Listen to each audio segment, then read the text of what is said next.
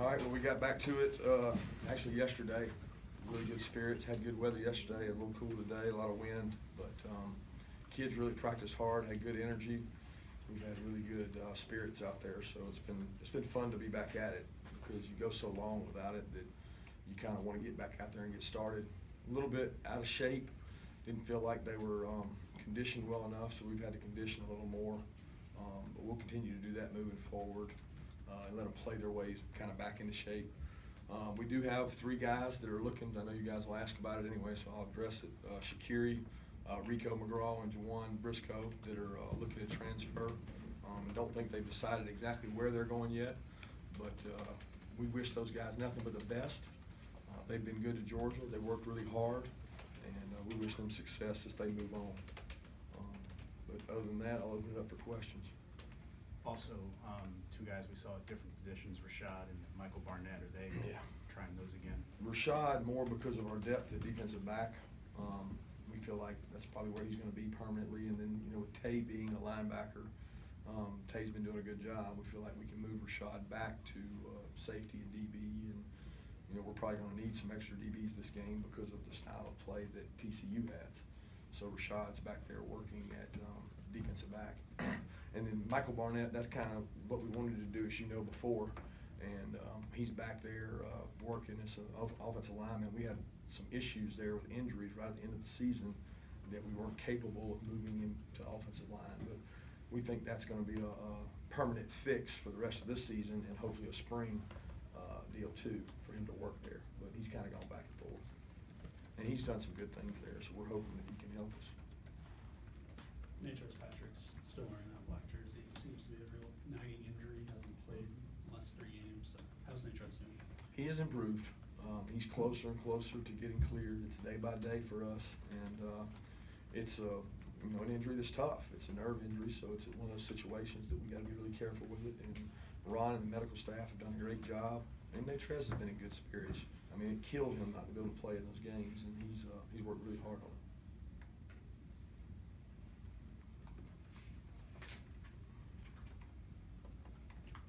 Were there any other guys you're trying at new spots for the bowl?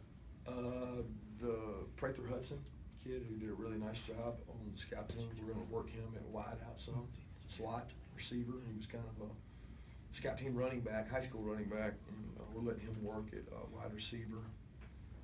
I do not think anybody else will try anything new.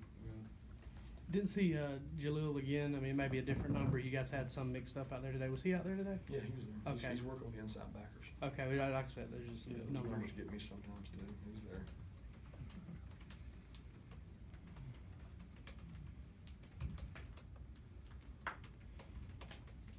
Kirby, has been any word yet from guys like Nick Chubbs and Michelle about whether they're going to stay here or go pro? You know, we've met with those guys a bunch, and they're getting closer to a decision. We may have something for you here soon.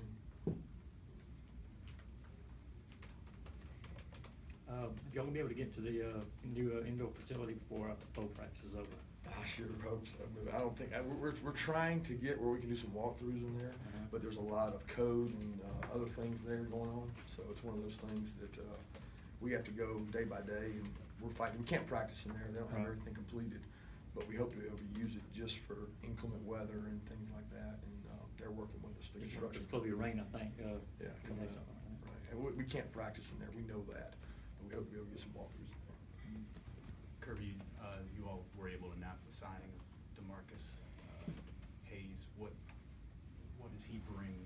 Where do you see him fitting in? Is he, since he's a JUCO guy, is he an immediate impact kind of guy? Well, you certainly hope so. We hope anytime you get a JUCO guy that'll be able to help us. He's a kid that we thought we would develop well, and we're still in the process of getting him admitted and everything.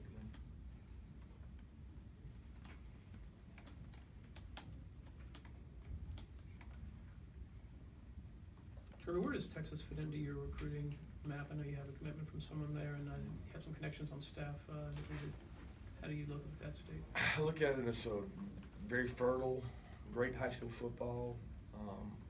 Love to recruit there, but obviously we can't make hay going that far away from home. So when we have interest expressed, then we go and we seek out. There's historically been some really good players here at Georgia from Texas. So I think the more kids travel and the more social media is, and these recruits talk across the states and all, that you'll get more and more of it, but we're not gonna make a habit out of going that far away. You feel like A&M, when they joined, it kind of Yeah. opened that up even more? Yeah, I was talking to some high school coaches out there, and they said that, or even Gary at the press conference was saying that the SEC has kind of opened up the recruiting base out there for the SEC teams. So it didn't just help Texas A&M.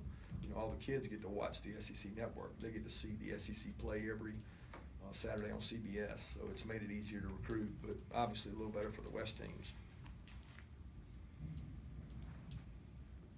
Kirby had a couple guys that made all SEC freshman team, and nobody made the coaches all SEC team. Do you think they're missing the boat, the coaches, or does that seem about right this year? Well, first of all, I'm not allowed to vote on our guys. Sure, I know.